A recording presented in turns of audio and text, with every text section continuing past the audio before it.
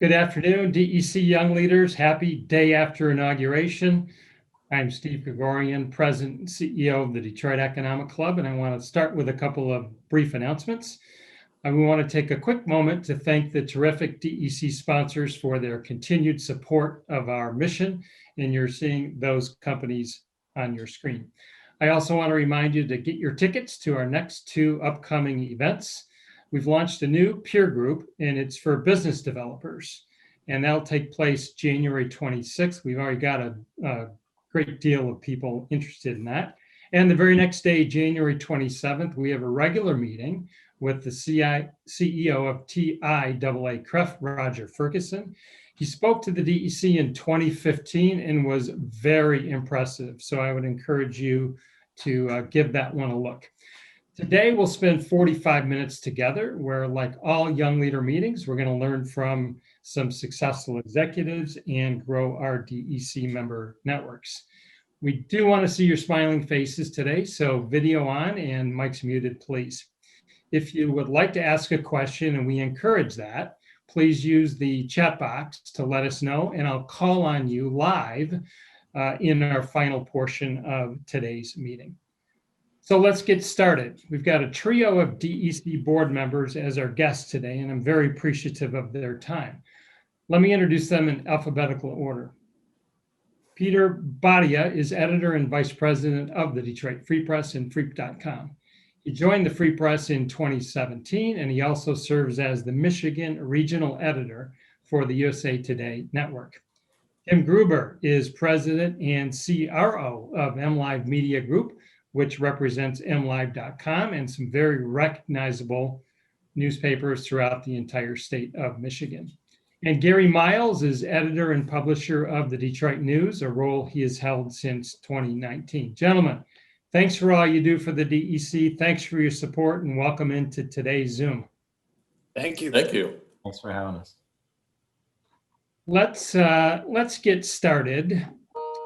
Nobody can dispute the digital age has disrupted your industry, the traditional newspaper industry, and nobody can dispute that media bias and social media issues are at the top of many conversations today. And you three get to lead your entities through this massive transformation. So I want to get into all of this in the short time we have. There are tons of starting points, of course. Let's begin with media and trust. Realizing that journalism needs to build trust, how should a news entity operate these days? Anybody want to take a crack? Jump right in. Sure, I'll start. Well, I've always believed that trust is earned, not given. And I think that applies to life, its own self, but it also very much applies to those of us who lead media organizations in these times. There's no question. There's yet another survey out yesterday showing the low esteem that journalists are held in. Some of that is the collective impact of the last 4 years of name calling, of course, that's gone on towards the media. But I think that in the digital age, when there is so much information out there, there's so many different ways it's being presented. For those of us who do what we do, working to build trust is a constant. And it's something that has to be part of what we do every day. Part of that is being transparent. The digital world allows us to show our work, and in the way that we had to do for our 5th grade math teachers way back in the day. And we need to take advantage of that opportunity. It also means that we have to be much more aggressive, if that's not really the right word, but engaged with the communities that we serve. We need to be out there talking to people. These aren't new concepts, but as our world has shrunk, that is in terms of the resources we have over time, part of the digital transformation as well, the requirements or the need for us to still be highly engaged with our audiences in every way that we can be, and explaining what we do and why we do it the way we do it. Partly that's to differentiate ourselves from less responsible journalistic institutions, but partly it's also so the people who count on us understand what we're about and what we're doing day in and day out. Thanks, Peter. Gary or Tim, any comment? Well, I do think Peter sums it up well. we have the ability now to be much more transparent about our work so that we're a gateway essentially to the facts, not just telling you the facts. We can provide you link to display the documents or show you the live video or pull the quote. And that really, I think, plays in our favor long term, because you may get a spin just about anywhere from just about anyone. But we can really be the gateway to the truth. And I think reinforcing both with our staffs and with the public that, we hold the public's trust, whether they trust us or not. We consider our positions one of the public trust, and we have to act like that, as Peter said, every day. Yeah, and I would add to that, just that Peter and Gary are spot on in regards to gaining the trust, making sure that we continue to keep that trust. In the past, yes, there's been a lot going on in the media in regards to responses of inaccuracies. But to Gary's point, now we have the opportunities to be able to really do a lot of fact checking in a very timely fashion, get that information out there and keep everybody informed. I think the other piece too is just keeping the open line of communications between us and those in which we are trying to report on. And sometimes that can be very tough. Sometimes they just want to shut you out. So you've got to dig deeper to figure out exactly what the truth may look like. And I think we've seen those lines somewhat start to dissipate slowly but surely, but we're getting there. I want to kind of weave in a little bit of social media and trust. So we've seen the same tech companies that power our modern world have also brought us a revolution in our media consumption. And so many people have become reliant on questionable social media posts who believe they're more trustworthy than traditional media. So how can the traditional media gain that trust back? Well, I think, one, we have to reinforce the importance of accuracy, both with our staffs and how earnestly we take it with the public. That's an everyday example. We also have to, I think, continue to have clear internal standards. There are a number of ways that news gets to our websites or our print pages, but we have to be clear. For instance, at the news, we have a standard. We're just not going to report when we see that someone else is reporting something. We have to verify it to some level with our own reporting before we will even put it on our website. So it's not enough that with the exception of the wire services we use. So we take that standard, intensely exacting, or we try to. We obviously have to keep admitting mistakes. I think we all do that, but in the digital age, it's a little more difficult. There's not the we have pinned at the news corrections and clarifications every day on our news page so that people can go to it and see that, but that's not as obvious or normal, for lack of a better word, place. So we've got to keep on admitting our mistakes and make sure that we do them where people see our mistakes. And I also think, going to Peter's point, we have to get deeper in the community. We've seen this rise in political populism where the media is seen as part of the elite. Well, I don't think Peter and Tim and I think of ourselves and most of our staff certainly as the elite. But that's the way many people now see us, as part of this group. So we have to double down on our efforts to get deeper into the community, as Peter suggested, to really understand what they are feeling, seeing. So we're answering questions they want to answer, and we continue to be a reputable source. Peter? Yeah, I think that's really well said. Social media is a reality, and social media is, for better or worse, where a lot of disinformation and misinformation gets spread. I thought there was a story somebody did yesterday somewhere that I read about how the level of disinformation has declined dramatically since Twitter cut off President Trump. And, without getting into the politics of all that, it makes our job more difficult. We have, those of us who live in what Sarah Palin calls us the lamestream media.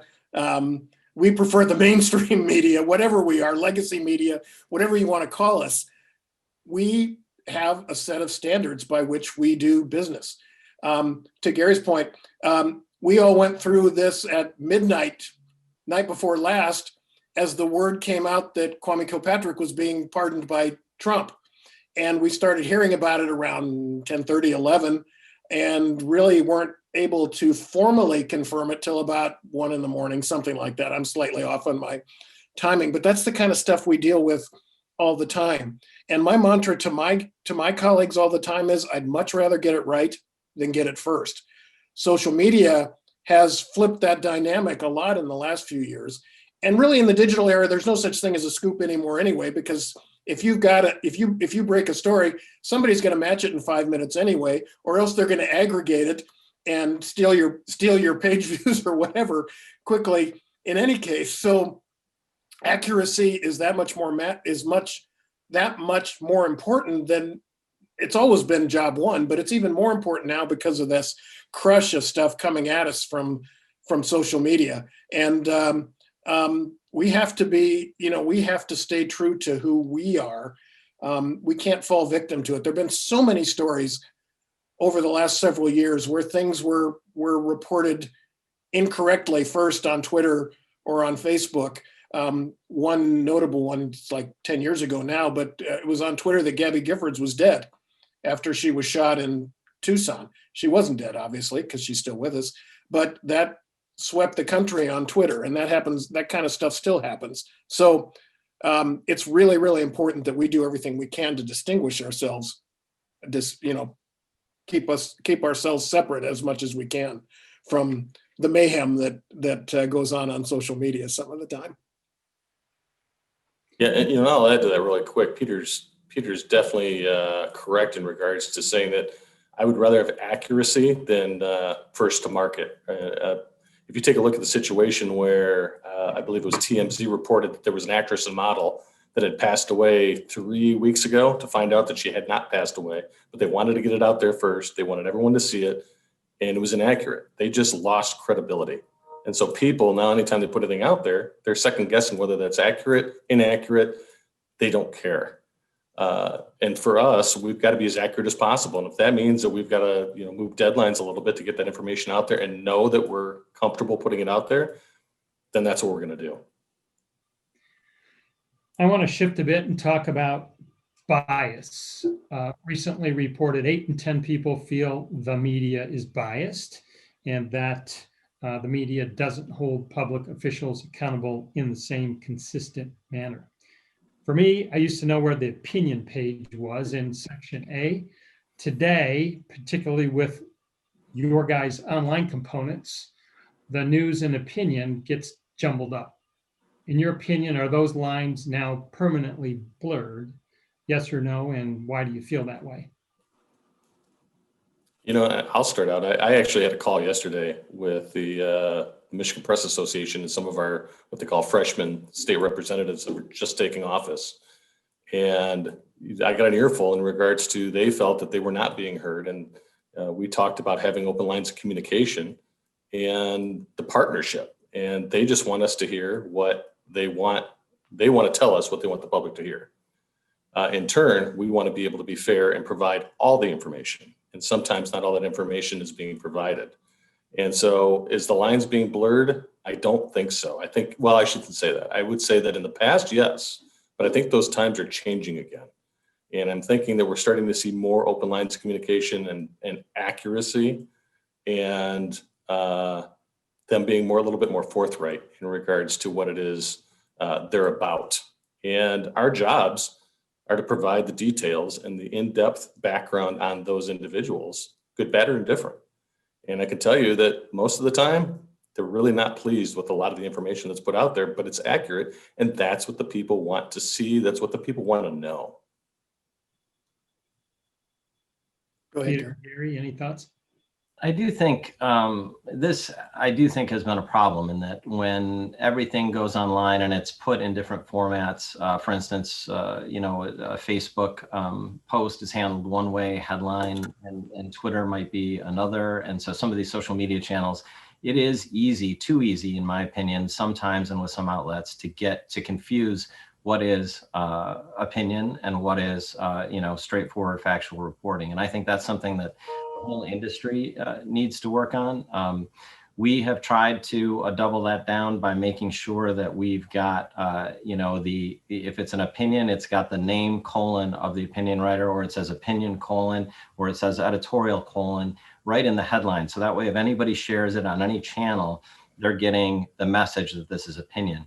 That said, it does move around on our websites into different positions, and I think that can be a challenge for people. I think media literacy is obviously a continued challenge that we probably need to play a role in helping to fix. But I also think important to remember in those stats, Steve, and I took a closer look at them. 70%, this won't surprise you a whole lot, but 70% of Democrats have a fair or good trust to the media. 36% of independents, and just 5% of Republicans. And I think this goes at this point in time to Peter's point that after 4 years of being the enemy of the people, and certainly there are times before that where different hosts, conservative hosts or even liberals criticize what we do or how we do it, that when you've had a Republican in charge who has had come under a fair amount of criticism for his however beholden he was to the truth, you are then seeing a lot of criticism directed his way. Therefore, you're going to see our numbers drop. And now with a Democrat in the halls of power, I anticipate that you'll see a little evening of that in terms of those stats. Steve, I've been hearing about bias since I started working on my high school paper in 1972, I think it was. Believe it or not, my high school paper was called the High Times. It was just HI, it wasn't HIGH. So just so there's no confusion. But bias is something we can never escape. It fills up my email box every day, every week. And the fact of the matter is, we are biased in the sense that I have never met a human being who was not biased. The notion of the objectivity is, I've always thought, a way too simplistic one, because every human being is biased some way. Where they grew up, how they were educated, their family, their race, their ethnicity, their gender, their age, we're all biased in some way or another. The key question, as was discussed already, is about fairness and truth-telling. What I talk a lot to people about is that we are endeavoring in our news columns to tell the truth. And that's the standard by which we have to hold ourselves every day. Part of the problem, which you surfaced, is that we still have an opinion function in newspapers. And it's no secret to anyone in Detroit that the editorial page of the Free Press is quite liberal, and the editorial page of the News is not. And that's okay. That's part of the tradition that defines journalism in this city in a way that's kind of wonderful. But because we're one of the few places left with two newspapers, and but that colors the question for people, because they think that the editorial or the opinions of the editorial boards determine how the paper goes about its business. That's never been the truth, but it's always been believed by people, and we've never been able to shake that perception. There have been a lot of conversations in newsrooms in the last decade or so about whether we should get rid of the opinion function completely, that we should get out of the endorsement business in elections. And many newsrooms have done those things. I'm not quite there yet, because I think there's still an important role for institutions like ours with reporters who really get to the bottom of issues to help people understand, what's right and what may not be right. But it's not going to go away. And the last 4 years have made it worse, but maybe the next 4 years will make it better. I don't know. I don't think so. But it's still with us, that's for sure. Yeah, one man's research or opinion. It's really important for me. I respect your voices, all your publications, editorials, and opinions. So I do read those very frequently. I want to remind our young leaders that we do want to give you a chance. In about 10 minutes, we're going to get to some of your questions. So I know you've got opinions on everything you've just heard. I know you've got questions. So go ahead and use the live chat. And all you have to do is just say, hey, Steve, I've got a question, and I'll just call on you in order. You don't have to put your questions in there. So I want to switch topics with Peter, Tim, and Gary. And I want to switch to the newspaper industry, which has, of course, undergone massive change. And that's led you to put quite a bit of focus on your digital products. With that in mind, quality content brings readers to your digital pages, and a diversified content strategy will bring them back. How are you approaching and accomplishing this? I'll go ahead. It's really been a fascinating transition, and it's been going on for 20 years, and it's not complete yet. The transition from the traditional print world to the wholly digital world. We're well on our way there, but print still matters too. I mean, it's changed so much. Certainly changed the way we produce news, but has also, I think, still given us plenty of room to produce quality journalism day in and day out. And in fact, in the digital world, of course, you have immediate feedback on how people are consuming the news. We know how many people are looking at it. We know how deeply they're reading into stories. We know how much time they spend with them, et cetera, et cetera. And that's really valuable feedback. But what's really affirming to me is that in the digital world, quality still matters. Depth of content still matters. People still come to us to sort out issues, whether they're sort of ongoing, never-ending ones, so it seems, like COVID, or things that perhaps are a little less important, like why the Lions hired the fellow they hired to be their new coach.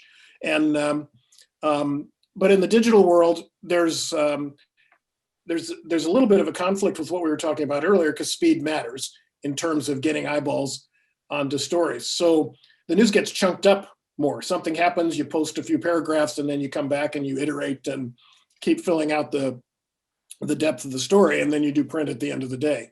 That's a tremendous change from the way we used to do it, which was basically reporters had all day to report and write, and then editors edited, and at about midnight, the paper came out.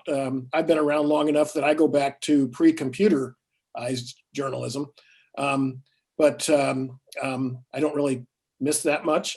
But it's fundamentally changed who we are and what we do. But again, at the end of the day, the bottom line, quality still matters. Quality still sells. Depth matters. Explaining things to people matters.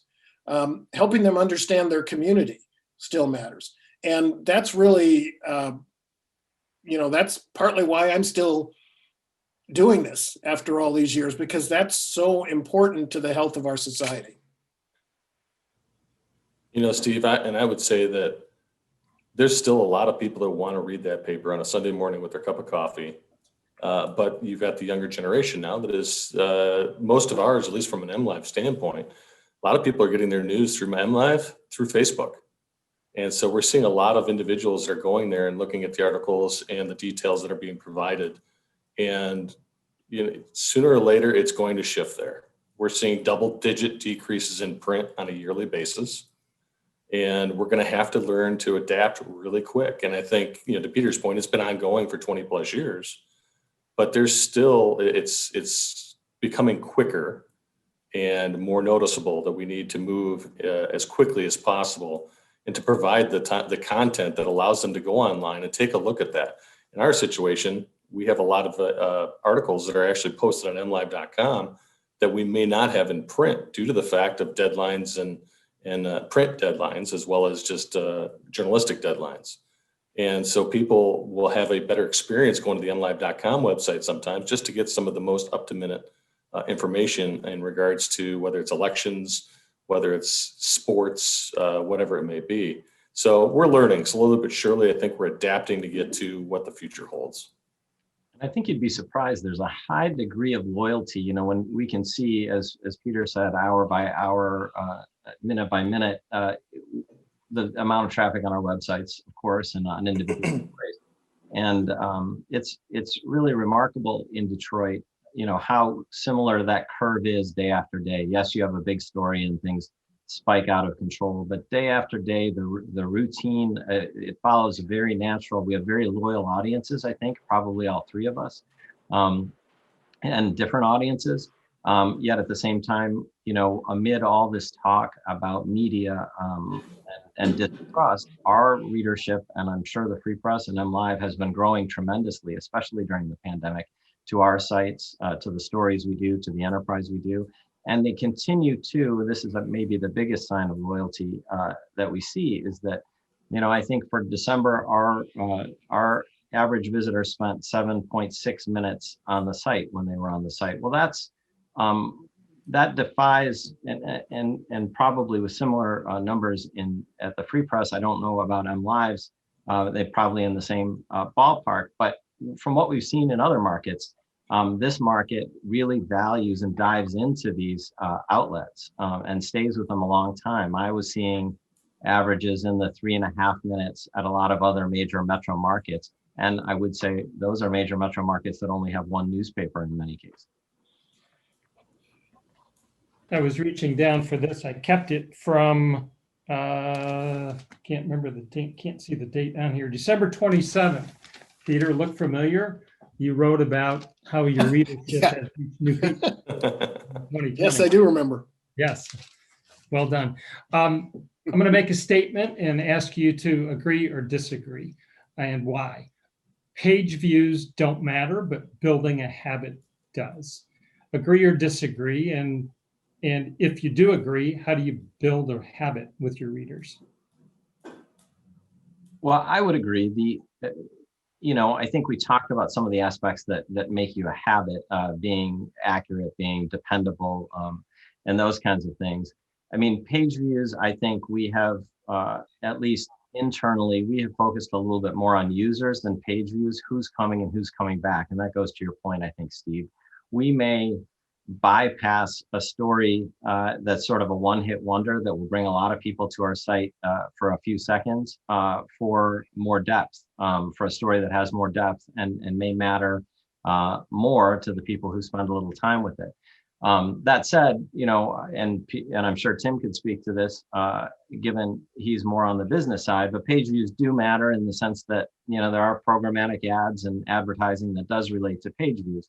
But ultimately, as you suggested, Steve, it's having a reliable, dependable audience that we want, a loyal audience that we want, and we want to continue to build that audience by breaking news and telling them things they don't know about their community or haven't yet heard about their community that make them want to come back. Yeah, and I'll just say Gary's spot on, because yes, page views do matter. From a standpoint of revenue and keeping a paper afloat and keeping the business moving forward, page views is a big thing, especially for advertisers. But also to Gary's point that we want to be able to have information that people want to continue to come back and see and look at. Perfect examples, the coronavirus. This past year, we had so many people that were getting either digital subscriptions or purchasing the papers just to read what's going on, see what the counts were, see what the vaccines are. And it just continues. We're seeing that even going into 2021. So it is all about the content. Page views are good, but content and bringing the readers back is extremely important. We're in an industry where we need to be able to get those individuals to continually come back to either the Free Press, the News, or MLive to help support us. But at the same time, it's helping our journalism. It's helping our journalists because we don't want to see what they're writing disappear. And if we start relying on the Associated Press and we start relying on just bringing in articles from other places, it doesn't serve the purpose of being able to have our journalists not be able to get their voice heard. So it's a double-edged sword in my situation, just from a business standpoint. Yeah, page views matter, but they're just one indicator. I mean, because, there are always these goofy stories that come along. One of my favorites a couple of years ago was when a duck attacked a golfer up in northern Michigan. And the video, one of the guys playing with the other guy shot a video of it, and it gets up on our site and it gets hundreds and hundreds of thousands of page view, because who doesn't want to watch a duck attacking a golfer? And and so it was great to have the page views, but it's not exactly building loyalty or supporting our journalism. Ultimately, we are fortunate in Detroit. And in Michigan, we have massive digital audiences. Partly that's because of the Detroit diaspora. There's so many people from Detroit and Michigan scattered around the country, and they come back to our sites to stay in touch, whether it's politics, whether it's lifestyle, whether it's our bad sports teams, whatever it is, they come back for that. And also because this place is just it's the old cliche about drinking from a fire hose and covering news here. Here it's like drinking from 6 fire hoses at once, because there's so much going on in Detroit and Michigan all the time. Peter, you mentioned building habit. We're talking about building habit and loyalty. I think I read somewhere that in 2020 on your publication, your political reporter, escapes my mind what he or she's name was, but got the most number of clicks. But number 2 was Dave Burkett, who covers the Detroit Lions. Yeah. Typically, our 2 biggest audience drivers are the Lions and Michigan football. And, neither of one is a particularly good story right now from the good news point of view, if you're a fan. But yes, Paul Egan, who's our lead political reporter, was the number 1 audience driver for 2020, which, of course, and we all know why, because Michigan was one of the epicenters of the election and the purported fraud and everything else. Yeah. As I once said to our digital editor, this is probably about 2005, though, when it comes to page views, they wanted this story or that story because it would drive page views. And I said, look, if all we're worried about page views, we could write a Jobby Nooner story every day of the week, lots and lots of page views. But by the end of the year, you'd have about 5 white guys coming back to the site every day. So you got to worry about more than one metric, going to Peter's point. Yeah, and I'll add to that, because ironically enough, I was just going through numbers, taking a look at our top 5 most viewed pages, and the number 1 was Dustin Diamond having stage 4 cancer, and it beat out anything to do with politics, coronavirus, anything of significance. Was an actor from the 90s having stage 4 cancer, who, I'm not exaggerating, doubled if not tripled the views of anything else that we had at the moment. So it's interesting to see sometimes what people really have their interests in. We've just got a little bit of time left, and I want to get your leadership thoughts, since it's something we always like to help our young leaders learn about. So I'd like maybe each of you just to take 1 or 2 minutes to talk about your approach and challenges to leading your teams through the massive change that you're going through. I'll start out. Oh, yeah, go ahead, Peter. Please go ahead, Tim. Sorry. Nope, go ahead. Okay. It's all you. I think that the leading through change is a specific kind of leadership that's really, really important. There are all kinds of elements to it. Part of it is being really, really clear and really, really communicative with people. Journalists, but it's true in any other profession, you really have to reinforce the message over and over to people about what we're doing, why we're doing it, and where we're trying to go. And as a leader, sometimes you feel like, oh man, I'm so tired of listening to myself talking about these things. I got to be boring people to death. But it's really, really, because people look at it. I mean, they look at us and they reach conclusions based on the color of the shirt you're wearing on a given day, let alone whether you're laughing or not when you walk through the room. So it's very important that as leaders that we're seeing as living the change, helping people cope with the change, that we're sympathetic that change is hard, because we know as human beings, change is really, really hard. We all hate it. We hate changing the kind of frozen pizza we buy or whatever. And so that part of leadership has never been more important, and that crosses every industry. Gary? Yeah. One thing that, it's almost getting to the 6 fire hoses analogy.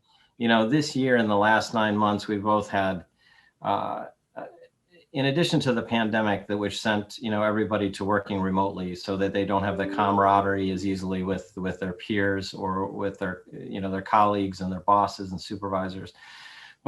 But it also sent us out, into the street covering Black Lives Matter protests, where we had multiple confrontations between police and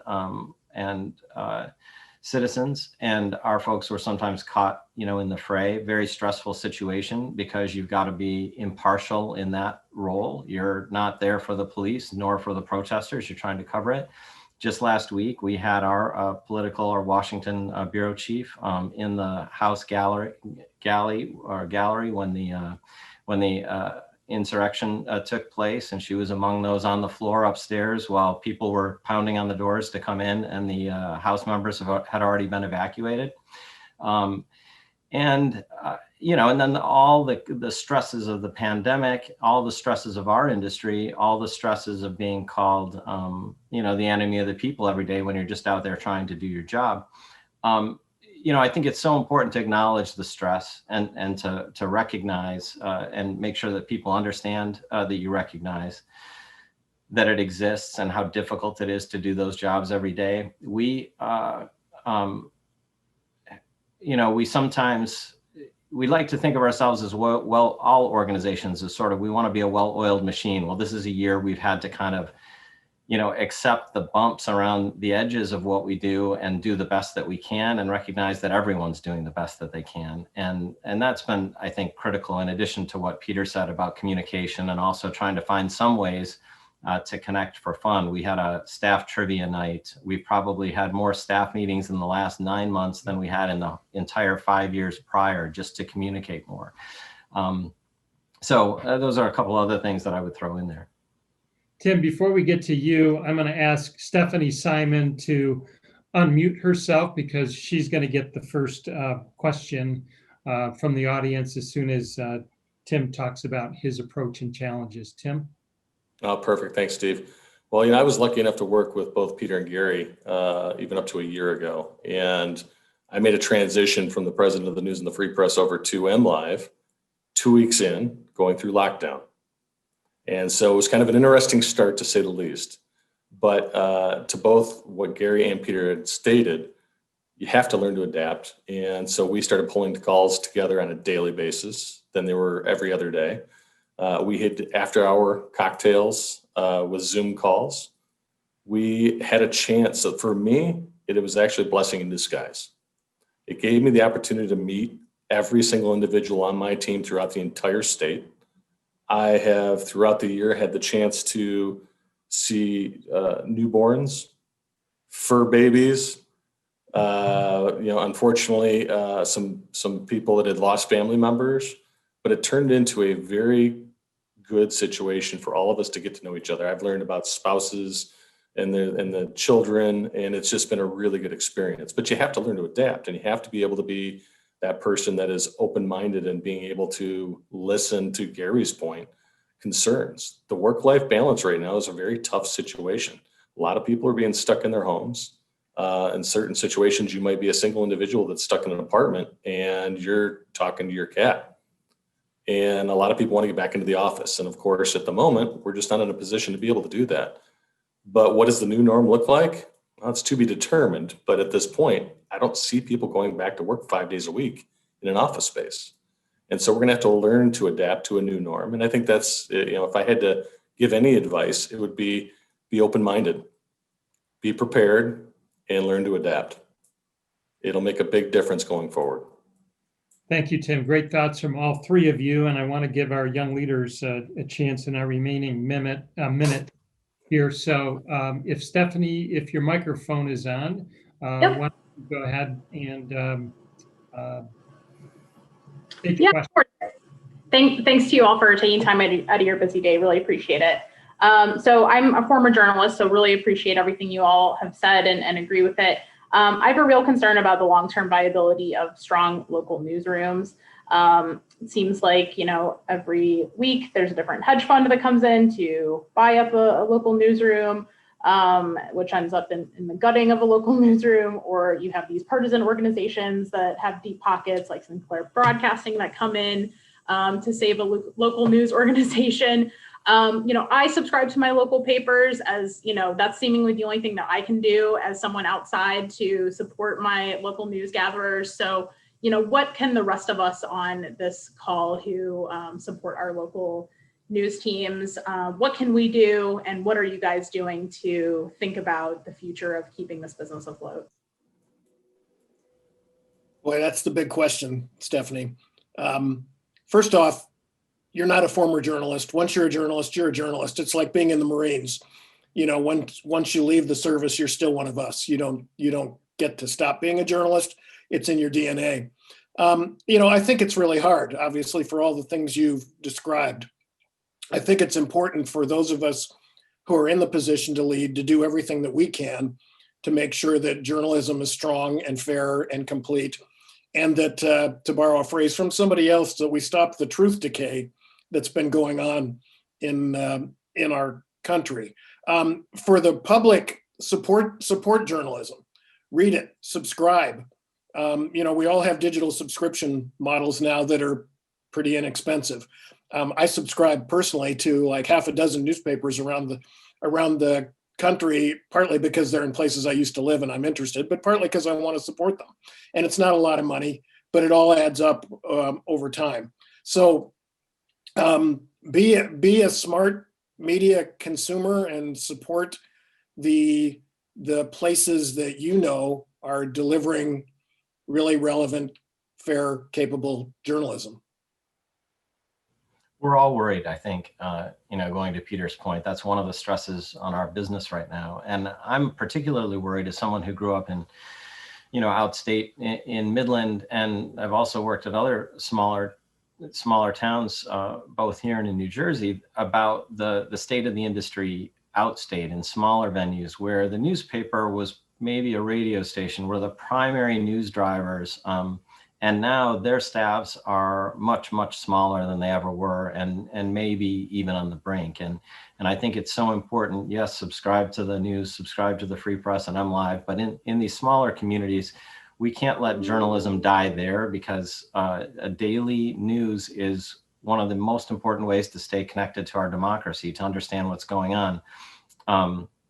You know, the people who don't trust the media, by and large, aren't getting, if you look at the same stats, are those who are not getting their daily media from daily newspapers. And I'm not saying newspapers are the only source, but in some of these smaller communities, they certainly are. So yes, support them. We're all concerned. And part of the reason we started a subscription model in Detroit, I think it's fair to say, is because, you know, we recognize that the advertising model was not going to continue to give people the type of journalism that they deserve. And so that certainly was controversial, but it had the support, I think, of both newsrooms, certainly the leadership of both newsrooms.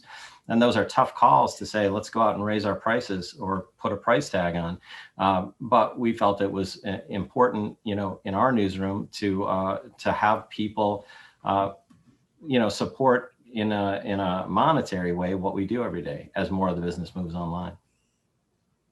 Tim, last word. Yeah, actually, you know, so one of the biggest pieces, of course, Gary and Peter nailed it. Yeah, I'm on calls on a constant basis, almost every single day in regards to this. And one of the things to point out is that we've gone for years and years and years without paywalls. And so many other markets in other states around the world are paying for subscriptions, and the news, the Free Press and MLive have been able to provide this at zero cost up to this point. And now, you know, as Gary and Peter had stated, we're doing, you know, digital subscriptions. We've got subscriber content that is paid for, which is great to see, and it does help generate. And both Gary and Peter stated, subscribe, help them. It's much needed. It is a model that we felt necessary. And at the moment, there are no paywalls, and, you know, we've got to find other avenues to be able to generate revenue, to keep the journalists going, to get the photographers out there, to just run business as a whole. Can I throw in, Steve, too, a couple other things that I would just mention is, you know, contribute to local media. Everyone is interested in op-eds. There's a lot of ways to get voices out there. We're happy to encourage, if somebody's got a viewpoint on just a singular issue, submit it. We'd be happy to give it some eyeballs and see if it resonates with people in most cases. And the other thing is hold journalists accountable. I mean, I was stunned when I went out state recently and saw a front page article with a byline of the PR department of a local, let's call it a nonprofit, because I don't want to call anybody out. that in our lexicon would not be news. It's a viewpoint. It may be portrayed as news, but if it's coming from a public relations department, at least it's labeled. But you have to acknowledge, we should expect a higher degree of journalism, I guess I would say. And you guys all can play a role in that. Gary, and that's a really good point, just due to the fact that, when we run ads or paid content, it always says paid content, or it says that this is, paid advertisement. As it gets shifted through the systems and it goes online, a lot of times that disappears. So a lot of people assume that's being written directly by us, when that, of course, is not the fact. So keeping us honest in regards to that too is definitely very helpful. Some final quick thoughts, and then we'll wrap it up and say goodbye. I want you to each take maybe 30 seconds. Are you optimistic or pessimistic for your industry going forward, and why? Let's start with Peter. I'm actually very optimistic about the future. I think we are beginning to find models that can allow us to be more sustainable over time. Digital subscription certainly is a huge part of that. I think we are beginning to dive deeper into innovation in terms of what technology allows us to do journalistically. So I was very pessimistic a few years ago. That's completely turned around. Tim, how about you? Very optimistic. If you take a look at where we were at 5 years ago and you take a look at today, I think we've turned a corner. I think we're going in the right direction. I think we're more involved in the communities than we've ever been. And I think we're getting a lot of good open dialogue between our readers and us, and we're understanding what it is they want to hear, what they want to see, and it's continuing to grow. And as we talked about before, from a digital standpoint, we're seeing our digital subscriptions start to increase day after day, which is exactly what we need and what we want. And Gary, you get the final word for today. Well, I think the major companies are all finding that readers will support journalism digitally as well, and that's encouraging to all of us, because that takes it to a model where the people are paying who you are serving, and I think that's important. I also think that, as I tell journalism classes, you have to think as an entrepreneur if you're getting into journalism these days. AJ Liebling, I think it was, said freedom of the press is guaranteed only to those who own one. Well, now everybody who's got a computer or a smartphone, really has access so there will be more journalists, some pseudo journalists, and we of course have to mind the store. Everyone needs to pay attention to what they're reading, but I am very optimistic about the future of journalism. Well, what you guys do with your teams, in my opinion, is so important to our democracy. So Peter, Gary, and Tim, I can't thank you enough for a fascinating and thoughtful conversation. And thank you for all you do for the DEC, for Detroit, for Southeast Michigan, and the entire state, and for me personally in my role as CEO. I also want to thank my team for their work on today's session, and to the DEC members. We look forward to seeing you. We've got a couple of the remaining events in January, and I encourage you to finish this week strong. So have a great day and see you next time. Thank you, guys. Thanks, everyone. Thanks, Steve.